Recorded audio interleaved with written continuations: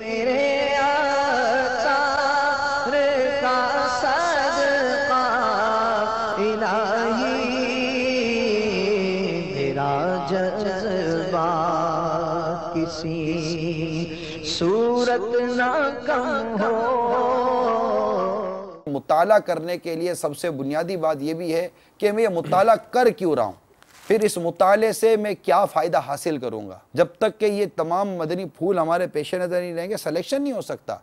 اور پھر جب آپ کو اپنے اس مطالعے کی اہمیت کا پتہ ہوگا کہ اس کے پڑھنے سے میرا فرض ادا ہو جائے گا، میرا واجب ادا ہو جائے گا، میرا مطلب کہ فلاں روزگار کا مسئلہ بھی ہو سکتا ہے کہ حل ہو جائے، جو بھی حلال و جائز ذریعہ ہے اس کے لیے مطالعہ کی ترکیب ہے، تو یہ کریں انشاءاللہ تعالی۔ مطالعہ ایک بار کا مطالعہ بھی بعض اوقات اچھا خاصا کفایت کر جاتا ہے۔ بہت ذخیرہ کتابوں کا پڑھنے سے بہتر ہے کہ 2 لفظ سمجھ لیے جائیں، اور بہت ذخیرہ پڑھ لینے سے بہتر ہے کہ کچھ پر یعنی 2 الفاظ ہی پر، 2 جملوں ہی پر عمل کر لیا جائے۔ یہ بھی مطالعہ کرنے والوں کے لیے مدنی پھول عرض کر رہا ہوں، یادداشت۔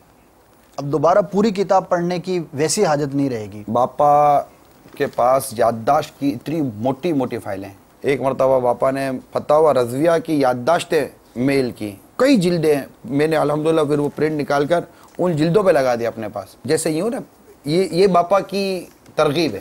یہ یادداشت کا جو پرچہ نا، پہلے یہ نہیں چھپتا تھا، تو کیا کرتے تھے کہ یہاں لکھا جاتا، تو باپا کی یہی ترکیب ہوتی تھی کہ جو ہوتا تھا تو یہ صفحہ نمبر یادداشت کے لیے یہاں لکھ لیتے تھے۔ اس کے بعد باپا نے یار اپنے کیوں نہ مطلب کہ یہ بنا کر دیں یادداشت کے لیے، تو یہ جو لکھتے تھے نا، پھر اس کو باپا نے کمپوز کروایا۔ کمپوز کروانے کے بعد اتنی موٹی موٹی اس کی مطلب بائنڈنگیں بنی جو امیر سنت کے استعمال میں بھی رہی ہیں۔ تو یہ ایک مطالعے کا ایک طریقہ ہے۔ قرآن پاک کا بھی اگر آپ قراءت کر رہے ہیں، قرآن پاک کی تلاوت کر رہے ہیں، یہ آپ کے جیسے اپنا مقتۃ المدینہ کا مطبوعہ قرآن پاک کے کنز الایمان، اب آپ پڑھ رہے ہیں، پڑھتے پڑھتے آپ کو کوئی بات مطلب یہاں پر سمجھ میں آئی، اے ایمان والو صبر کرو، اچھا صبر کرو۔ اب یہاں پر صبر کے معنی میں حضرت جنید رضی اللہ تعالیٰ عنہ نے فرمایا کہ صبر نفس کو ناگوار امر پر روکنا ہے، بھی جزا کے۔ بعض حکماں نے کہا صبر کی 3 قسمیں: ترک شکایت، قبول قضا، صدق رضا۔ ٹھیک ہے، اب یہ کوئی نشانی نہیں ہے، یہ میں نے ایسے کھولا ہے، ایسے قرآن شریف میں نے آپ کھولا،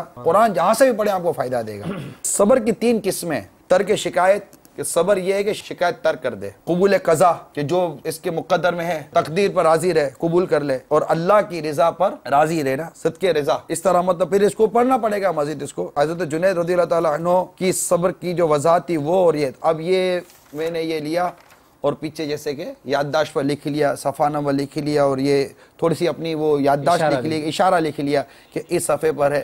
اب کبھی مجھے صبر کے موضوع پر ہوا تو میں نے قرآن شریف دیکھا جائے یہاں پر ہے، اس کو تھوڑا سا انڈر لائن بھی کر لیا، صفحہ نمبر بھی اگر ہاتھوں ہاتھ میں نے جو بھی پڑھا ہے، تو یہ صفحہ نمبر 151، ترجمہ کنز الایمان ما خزان العرفان، مطبوعہ مکتبۃ المدینہ۔ کیا بات ہے میرے رب کے کلام قرآن پاک کی۔ اچھا، یہاں پر مدنی چینل کے ناظرین کو ایک بڑی پیاری بات میں عرض کروں گا کہ مکتبۃ المدینہ کا بالخصوص یہ جو نیا ایڈیشن ہے کنز الایمان ما خزان العرفان کا، اس کی جہاں اور بھی کئی خصوصیات ہیں۔ ایک خصوصیت یہ کہ اس میں جو تفسیر، جو ترجمہ ہے اور تفسیر ہے، یہ مکمل اسی صفحے پر ہے، یعنی بقیہ دیگر اداروں کے جو شائع کردہ جو کنز الایمان ہے، اس میں لکھا ہوتا ہے کہ بقیہ فلاں صفحے پر، اس بعض صفحے میں ہوتا بعض میں نہیں ہوتا، تو اس میں الحمدللہ اس بات کی احتیاط کی گئی اور تفاسیر جو ہے وہ اسی صفحے پر جو ہے وہ شامل کی گئی۔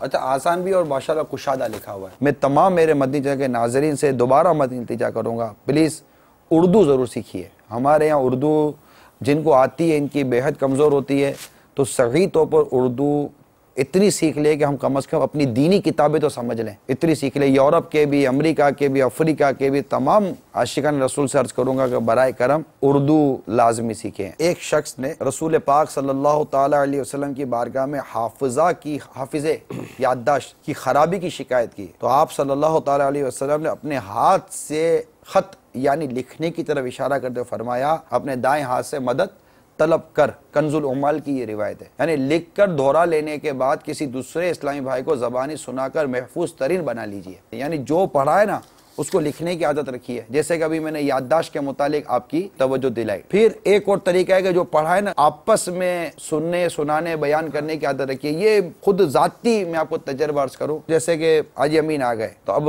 مطالعہ کیا، یار امین بھائی बड़ी प्यारी हदीस पढ़ी। अब वो हदीस जो पढ़ी ना, वो मैंने अमीन भाई को बयान कर दी। कई मरतबा ये देखा है कि इनको बयान करने के बाद, इनको सुनाने के बाद वो चीज़ किसी हद तक याद रह जाती है। मैं सिर्फ अर्ज कर रहा हूँ कि मदनी फूल या कोई भी ऐसी चीज़ जब बयान करते हैं, किसी को सुना देते हैं, वो जहन नशीन हो जाती है। तो ये भी एक तरीक़ेकार है। नीयत है, अब दुआ करें। आइन करीब दावत इस्लामी के इरशादी इदारे मक्तबतुल मदीना आपको ऑडियो बुक भी देगा। यानी यूँ समझिए कि जो किताब हम शाया करेंगे, अल्लाह ने चाहा तो उस किताब के साथ उसकी ऑडियो CD या ऑडियो कैसेट भी होगी कि आप अगर नहीं पढ़ सकते तो कब से उसको सुन लीजिए। अपने जेब में रिसाले रखें। अगर आप नौकरी करते हैं तो शरई रहनुमाई लेकर पढ़िए कि आप जिसके यहाँ मुलाजमत करते हैं उसकी तरफ से आपको इजाज़त है या नहीं है, कि फ़ारिग औक़ात में मुताला कर सकते नहीं कर सकते। अजीर के अहकाम होते हैं, ये सीखने पड़ेंगे। तो यूँ और भी ऐसे कई औक़ात होते हैं कि जिसमें आप मुताला कर सकते हैं। तो बाज़ को रात में मुताला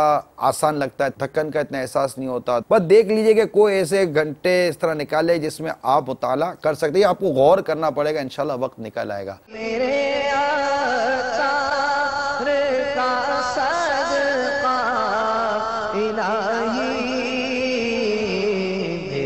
जज़्बा किसी सूरत ना कम हो।